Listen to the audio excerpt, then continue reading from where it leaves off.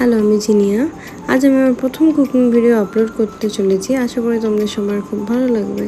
Watch till the end. চিংড়ি মাছের পাতুরি বানানোর জন্য প্রথমে মিক্সিং বলে এই উপকরণগুলো দিয়ে ভালো করে পেস্ট করে নিতে হবে। তারপর সেই মিশ্রণটার উপর হলুদ গুঁড়ো, স্বাদ মতো নুন, চিনি দিয়ে ভালোভাবে মিশিয়ে নিতে হবে। ভালো করে মিশিয়ে নেওয়ার পর তার মধ্যে সর্ষের তেল দিয়ে আবার ওটাকে ভালোভাবে মিশিয়ে নিয়ে তার উপর আপনারা আপনাদের পছন্দ মতো চিংড়ি মাছ দিতে পারেন। আমি একটু ছোট ছোট চিংড়ি মাছ দিয়েছি, কারণ সেটা পাতায় মুড়তে আমার সুবিধা হবে।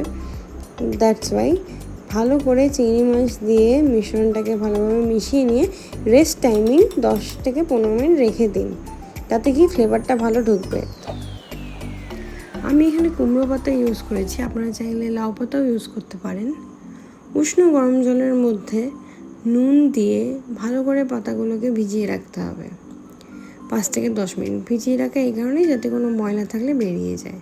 তারপর সেই পাতাগুলোকে উঠিয়ে নিয়ে তার উপর চিংড়ি মাছের মিশ্রণটা দিয়ে দিতে হবে। দিয়ে ভালো করে সেটাকে ফোল্ড করে দিতে হবে যাতে মিশ্রণটা কোনোভাবেই বেরিয়ে না আসে।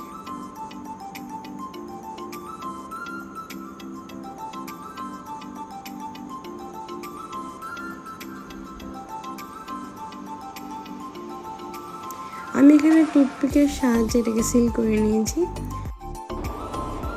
আপনারা চাইলে এখানে মলি সুতোও ইউজ করতে পারেন এটাকে ভালোভাবে বাঁধার জন্য। এবার একটি ফ্রাইং প্যানে সর্ষের তেল দিয়ে সর্ষের তেলটা গরম হওয়ার পর সেই পাতুরিটা আমি একে একে দিয়ে দিচ্ছি।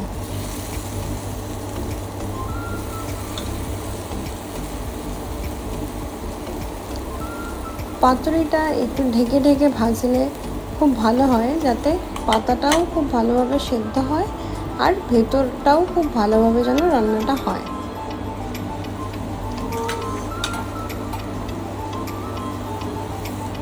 এবার ঢাকনাটা সরিয়ে আমি এটাকে উল্টে নিচ্ছি যাতে দুপিটি খুব ভালোভাবে ভাজা হয়।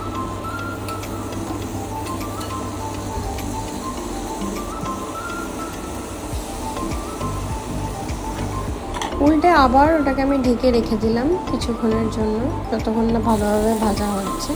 ব্যাস ভাজা হয়ে গেছে। এবার